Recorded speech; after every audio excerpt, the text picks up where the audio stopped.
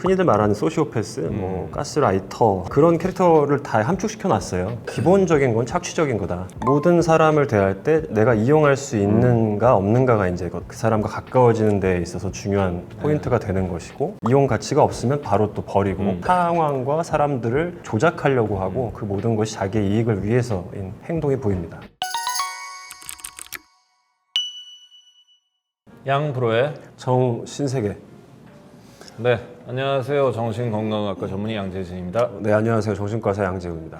네, 오늘은 전지적 의사 시점이겠죠? 네, 맞습니다. 재밌는 웹툰이 하나 있어요. 네이버에서 연재가 되고 있는데 내 남편과 결혼해줘. 너무 자극적이죠. 일단 제목부터 어떤 사연이길래 도대체 내 남편과 결혼해달라는 거냐? 보통 밖에서 부러워할 때 네가 살아봐, 너 가져, 뭐 이런 얘기 하잖아요. 그런 맥락이었지 않았을까라고 생각을 하고 웹툰을 봤는데 시작부터 주인공이 암 말기 환자로 투병을 하고 있고 생명이 얼마 안 남은 상황에서 집을 찾아갔는데 남편이 자기의 베스트 프렌드와 둘이 침대에서 시시덕거리면서 내가 죽었을 때 보험금을 어떻게 할까 이런 얘기를 하고 있는 걸 들어버린단 말이에요. 그걸 따지다가 결국은 남편과 몸싸움 끝에 죽죠. 남편이 좀 게 불륜 상황을 걸렸는데 때려서 넘어지면서 이제 머리를 부딪혀가지고 죽습니다. 그리고 이제 요즘에 약간 트렌드이긴 한데 되살아나죠. 과거의 시점에서 맞아요. 모든 현재의 기억을 가진 채 되살아나는. 시대가 많이 힘들어서 그런지 헥사이다의 흐름을 갖고 있는 콘텐츠들이 되게 잘 되는데 현실 힘들다 보니까 자책을 많이 하게 되는 거죠. 웹툰은 뭐 전하 양정 원장은 좋아해서 많이 보는데 회귀물이 진짜 많아요. 맞아요. 근데 중요한 거는 현재 모든 기억을 가진 채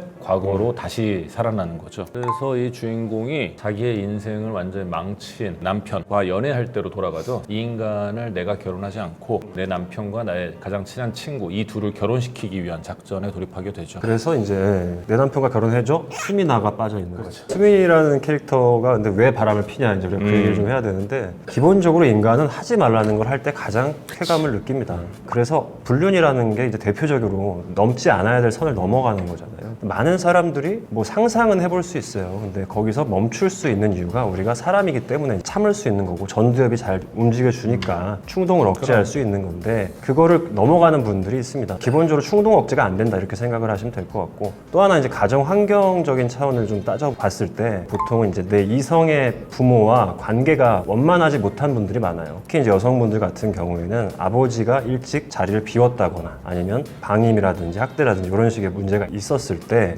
내가 아버지한테 충분한 사랑을 받지 못한 것이 이제 깔려 있고요. 그래서 친구의 애인을 뺏고 싶은 마음이 이제 그런 식으로 나타나게 되는 분들이 있습니다. 사람이 원래 이렇게 금지된 거를 추구하고요. 그런 게 인간의 딱 본성을 보여주는 것 같아요. 혼자서 가만히 있을 때는 그닥 눈길도 안 가던 친구가 그에게 애인이 생기는 순간 달리 보이기 시작한단 말이에요. 수민이라는 캐릭터를 우리가 얘기를 해야 됩니다. 어마어마한 메인 빌런인데 왕따 당하는 나를 챙겨줬던 너무너무 고마운 친구라고만 이제 생각을 하고 있었던 건데, 과거로 이제 돌아가서 보니까 이 친구의 이제 민낯이 하나하나 드러나는 거죠. 이게 참 재밌는 게 친구들로부터 따돌림 당하고 친구라고는 이 친구밖에 없는 게 알고 봤더니 애들한테 따돌림 당한 것도 이 수민이 때문이고, 그래서 결국 이 주인공이 수민이라는 친구한테 의지할 수밖에 없는 상황을 만든 것도 그 수민이고. 수민이라는 캐릭터가 빌런인데도 이제 우리가 이 컨텐츠에서 얘기하는 이유가 흔히들 말하는 소시오패스, 뭐 가스라이터 그런 캐릭터를 다 함축시켜 놨어요. 소시오패스가 정신과적으로는 정신용층이 아니고 보통 반사회성 인격장애가 이제 기본적으로 깔려 있고요. 그 다음에 자기애성 인격이 좀 섞여 있고, 그게 좀 복합적으로 짬뽕이 돼 있는데 기본적인 건 착취적인 거다. 지원이한테 하는 그런 패턴을 보면은 그 사람을 공경에 처하게도 만들고, 그러면서 내가 거기서 구원자 역할을 또 하면서 타인으로부터 또 좋은 평가를 받고 상황과 사람들을 조작하려고 하고 그 모든 것이 자기의 이익을 위해서인 행동이 보입니다. 모든 사람을 대할 때 내가 이용할 수 있는가 없는가가 이제 그 사람과 가까워지는 데 있어서 중요한 포인트가 되는 것이고, 이용 가치가 없으면 바로 또 버리고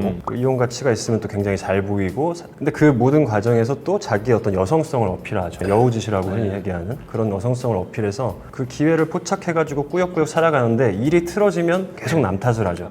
얘 때문이야, 뭐 쟤 때문이야, 계속 이제 그런 모습을 반복해서 보이거든요. 수민이라는 캐릭터는 사실 우리가 사회에서 만나긴 힘들죠. 이 정도 인간이면 진작 매장당했겠지. 하지만 이제 수민이에 대해서 좀 알아보고 이해하다 보면은 아, 내 주변에 있는 인간이 아, 이런 모습은 있네, 저런 모습도 있네, 이런 식으로 좀 여러 명의 그런 단점들을 모아놨다고 생각하시면 좋을 것 같고요. 수민이라는 캐릭터를 굉장히 잘 보여주는 대사가 있는데 임신했다고 거짓말을 하고 민환이라는 또 남자친구가 결혼을 해요. 이때 친구들이 와서 이런 얘기를 해요. 그래, 친구가 버린 거 주워 먹으면 좋냐라는 식으로 결혼식장에서 귀에다 대고 얘기를 했을 때 수민이가 뭐라고 혼자 생각을 하냐면 지원이가 버린 걸 주웠다고? 아니야, 나는 지원이한테 이 남자를 뺏은 거야 라고 혼자 이렇게 독백을 하는 씬이 있었던 걸 기억을 해요. 이게 수민이란 말이에요. 그러니까 얘는 민환이라는 친구가 결혼을 선택한 이유는 딱 하나야. 내 친구의 남자친구라서 내가 뺏고 싶었던 거지, 그 남자가 그냥 지원이와 사귀지 않고 혼자서 그냥 있었다면 이 남자한테 크게 관심도 안 뒀을 거라고요. 그래서 지원이라는 캐릭터가 과거로 돌아갔을 때에도 남자친구랑 헤어지질 않잖아요. 그치. 그 마음을 이제 읽었던 거죠. 수민이하고 민환이 결혼시키려고 일부러 안 헤어지죠. 끝까지 뺏으라고. 그 다음에 이제 연극성 인격장이 분명히 있죠. 민환이 꼬실 때도 나오고 끊임없이 관심을 자기가 받지 못하면 견디지 못해요. 그리고 관심을 끌려고 계속 쓸데없는 짓들을 하고. 아 근데 그 저기 자기 이름 얘기하는 거는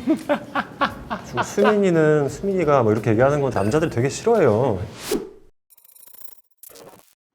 그런 대사가 저는 좀 와닿았는데 지원이라는 캐릭터가 이제 다시 과거로 삶을 살아가는 와중에 이제 주위에 나를 좋아해 주는 사람들이 이렇게 많았나? 이런 걸 갑자기 깨닫는단 그치, 말이에요. 그치. 그러면서 내가 그때 너무 용기가 없었던 건 아닐까? 이제 이런 생각을 한번 하게 됩니다. 근데 저는 그게 좀 의미가 있었던 것 같아요. 이건 좀 자칫 오해할 수도 있는데 피해자분들에게 너 왜 아무것도 안 했어라고 이제 뭐라는 식으로 이제 들릴 수도 있어서 조심스러운 부분이긴 한데, 물론 나쁜 사람이 나를 이용해 본 것도 맞고 계속 당했던 건 맞는데 일방적인 관계라는 게 없다는 말이죠. 너무 두렵죠. 누군가의 도움을 바라는 것도 이제 힘들고. 그래서 이 세상이 전부라고 생각을 해요. 대부분 학대를 당하거나 따돌림을 당하거나 괴롭힘을 당하는 분들은. 근데 여기 밖을 조금만 더 내가 보려고 하면은 분명히 내 편이 있단 말이에요. 나를 도와주려고 하는 사람들이 있어요. 근데 그거를 대부분 못 보고 이게 전부라고 생각을 하니까 극단적인 선택을 이제 하는 분들이 많이 나타날 수 있고, 삶을 그냥 포기하게 되고 자기는 그냥 이런 사람이야 라고 단정을 지어버리죠. 내 주위에 몇몇 사람들이 나를 평가하는 게 곧 정답인 것처럼. 그래서 만약에라도 이제 그런 피해를 여러분들이 당하고 계시다면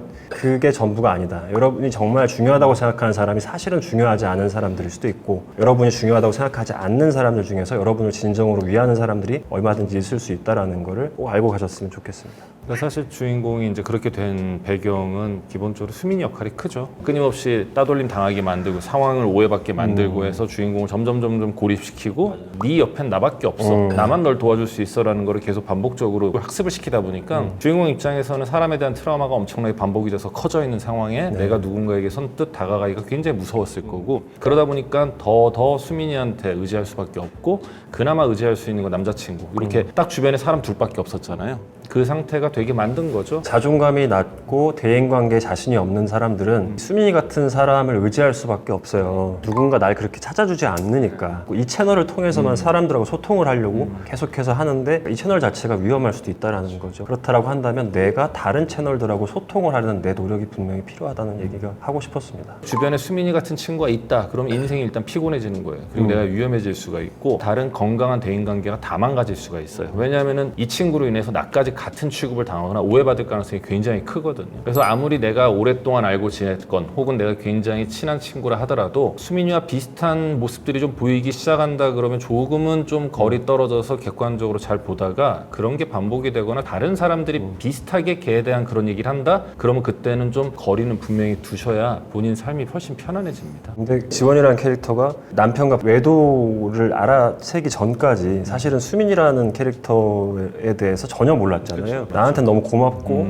나를 챙겨주는 친구였잖아요. 네. 그거를 여러분이 한번 돌아보셨으면 좋겠는 게, 내가 어떤 집단하고 소통을 할 때 한 사람을 통해서만 자꾸 소통을 하고 있다. 내가 세상과 소통하는 어떤 창구가 몇 개 안 된다라고 한다면 그 사람들이 사실은 굉장히 은인일 수 있어요. 나한테 고맙고 나를 챙겨주고 나를 찾아주는 사람일 수도 있지만 한편으로는 되게 좀 위험할 수도 있다는 거예요. 이 창구를 좀 다양화하는 게 필요하다. 그래서 대인관계가 특히 좁으신 분들 특징은 내가 타인에 대한 경계심도 많고 자신감도 좀 부족하고 하다 보니까 나한테 손을 내밀어준 사람이 너무 고맙단 말이에요. 근데 사실은 그 고마운 사람들이 때로는 되게 위험할 수도 있다라는 거. 꼭 그렇진 않을 수도 있지만 항상 뭔가 내가 많이 의지가 되는 사람, 그리고 내가 이 사람을 통해서만 세상과 사람과 소통을 한다 그럴 때는 조심하면서 좀 객관적으로 잘 보셨으면 좋겠어요. 다른 채널들을 좀 뚫어놔야 여기 나오는 지원이처럼 그렇게 당하지 않을 수 있거든요. 오늘은 네이버 웹툰 내 남편과 결혼해줘. 네. 요거에 대해서 다뤄봤는데 전 연령층이 공감할 수 있는 그쵸. 여성분들이 보면은 너무너무 속이 시원하고 남자인 제가 봐도 뭐 속도나 전개가 너무 시원하고 헥사이다. 웹툰 좋아하시는 분들은 찾아보시기를 권해드립니다. 마인드 카페에 사연 남겨주시면 저희가 또 발췌해서 다음 시간에 다뤄보도록 하겠습니다. 구독, 좋아요. 알림 설정 꾹.